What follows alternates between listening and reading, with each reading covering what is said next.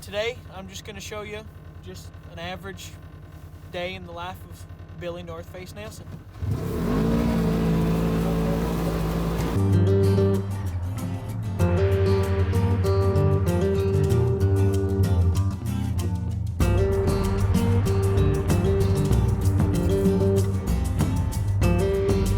What made you start thinking about bull riding?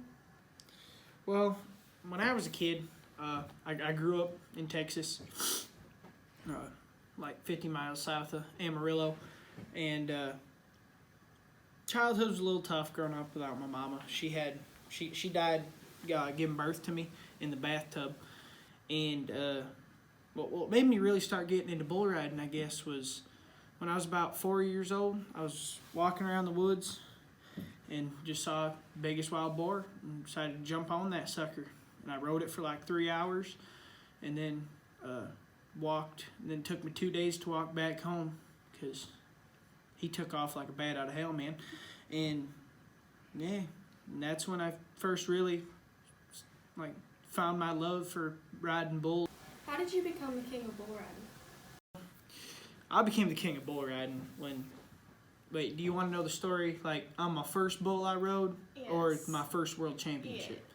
Well, because in the paper that I read before I started interviewing you, there was a story that said you started bull riding at the county fair. Why don't you tell me about that one? Well, that was actually the first bull I ever rode, and like bull. I'd been riding Broncos and whatnot before that, and at the county fair there was a bull named Red Rock there, and none of the world champion bull riders could even ride that one, and I just jumped on that sucker and rode it for 16 seconds instead of 8, and that's when everyone knew that I would be the best, and that's what I am, the best bull rider in the world. Okay.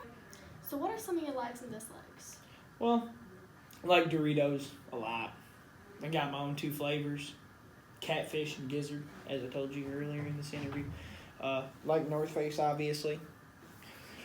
Had to change my middle name to it because part of the contract, but I'm okay with it because it paid me a lot of money. Really like bull riding, and I guess I like my wife. She can be a pain sometimes, but... Really, this is your family farm? Yeah, this is the family farm. Grew up here.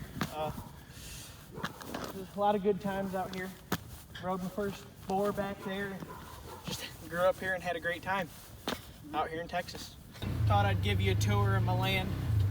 Right now, checking to make sure that there's no animals or holes in the fences. Gotta make it through there. There we go. Okay, this is my property.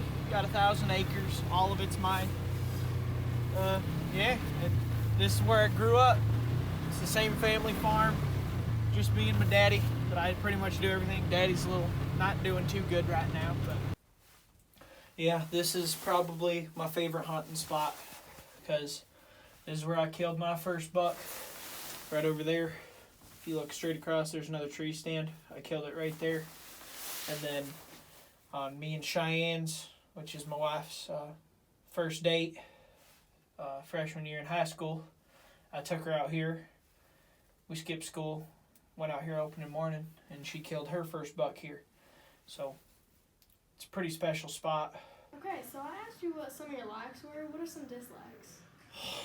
Well, this interview, for one, it's taken forever. Oh, God, city folk like you really hate them.